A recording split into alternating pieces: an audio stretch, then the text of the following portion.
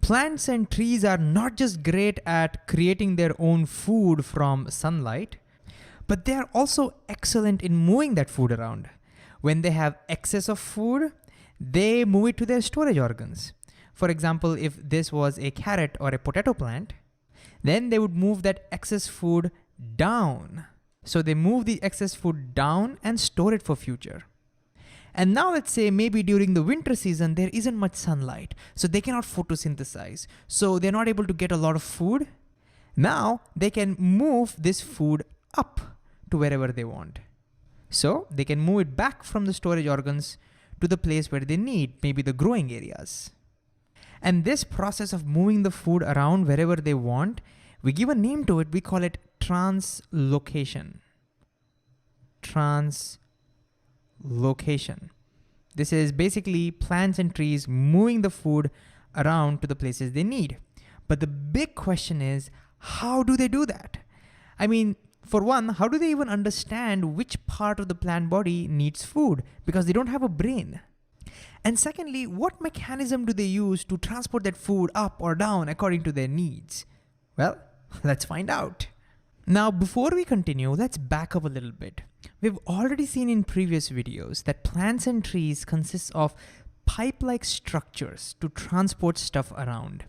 That starts from their roots all the way to their leaves. And we call these structures vascular tissues.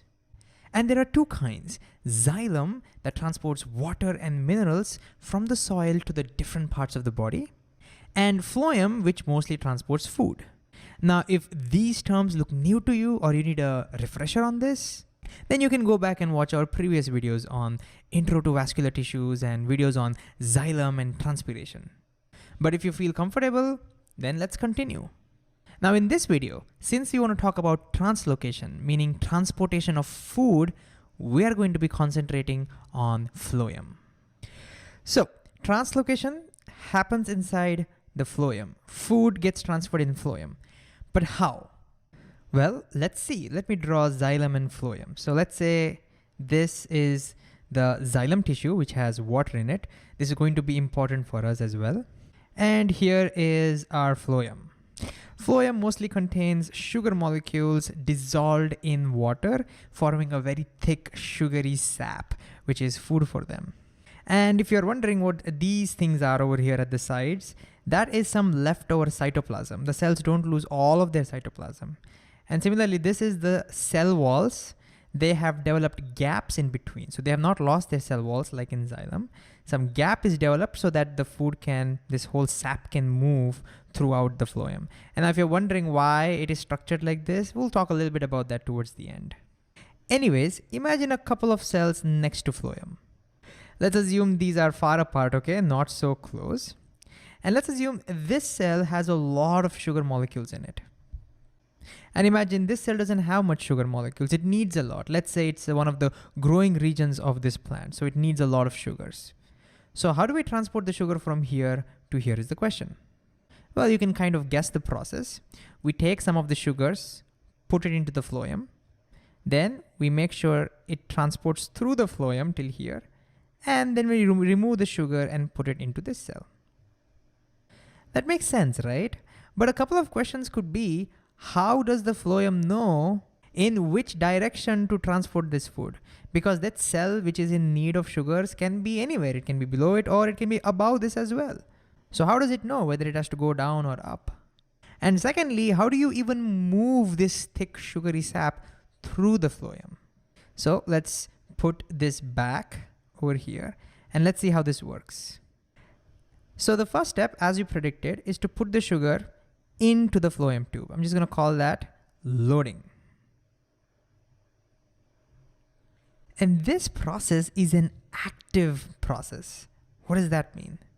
Active. Well, think about it. If the concentration over here of sugars is less than over here, then sugars will automatically diffuse from higher to lower concentration. But pretty soon the concentration will equalize. How do you move even more sugars there? Well, that requires energy. The cells have to spend some energy to move the sugar from lower to higher concentration. So by using energy, the sugars need to be transported into the phloem. And because energy is utilized for this process, we say it's an active process. Now see what happens. Because of a lot of sugar, the concentration of sugar is much higher in this region compared to any other regions. And remember, nature always likes to balance the concentration out. So one way to reduce the concentration is to put the sugar back. But remember, that's not possible. We're not doing that. So what else can nature do? Well, there's xylem right next with a lot of water. So you know what's going to happen? Water will start flowing from xylem into the phloem, to this part of the phloem, because of osmosis. So let me write that as step 2. Remember osmosis? It's a process in which solvent flows, like water, starts flowing from a low concentration region to a higher concentration region. Basically, water is flowing to try and dilute this concentration. Okay, what does that do? Well, because a lot of water is flowing in, this region of the phloem starts puffing up over there. This increases the pressure over here. And what I mean by that is, you can imagine these walls are pressing on this solution, squeezing that solution a lot. Now, what do you think will happen if I squeeze this solution a lot?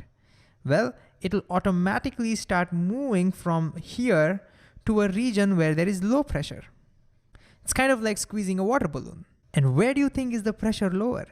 The pressure is lower where there is less sugar concentration, right? Because if there's less sugar concentration, there will be less water over here.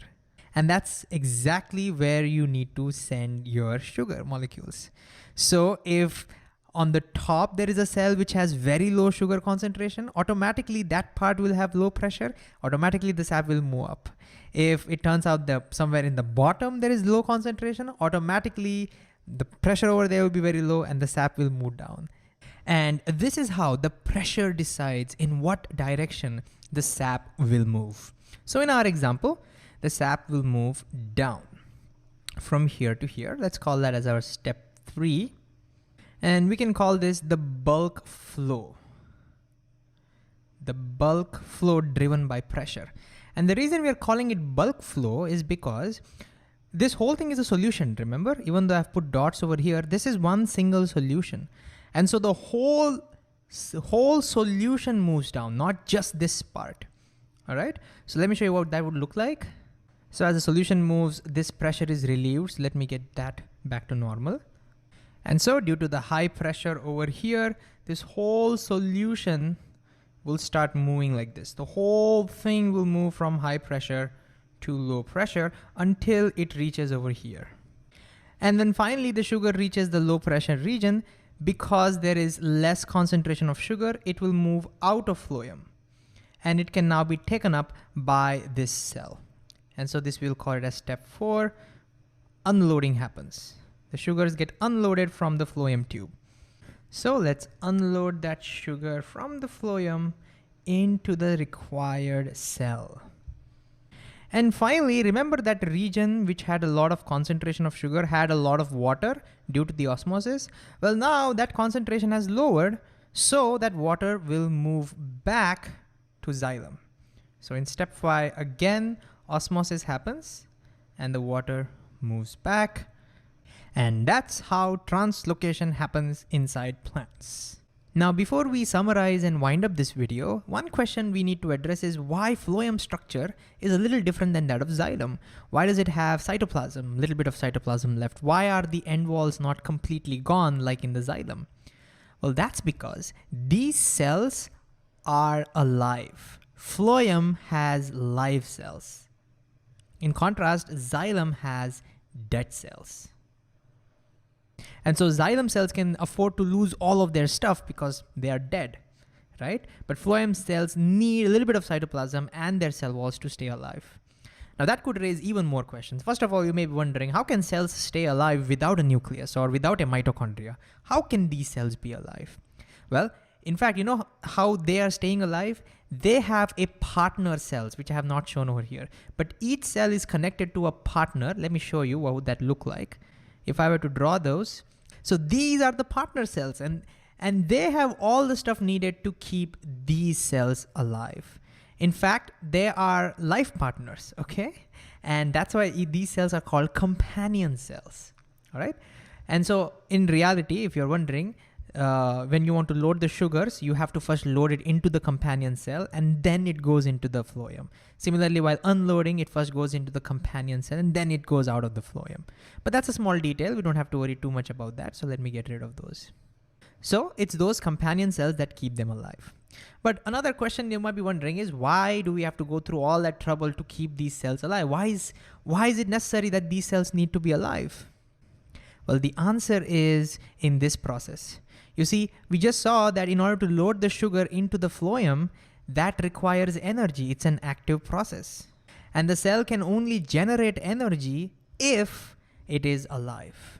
So if the cells were dead, like in xylem, they wouldn't be able to generate energy. They wouldn't be able to load sugar. They wouldn't be able to accept that sugar molecules. It will just diffuse back.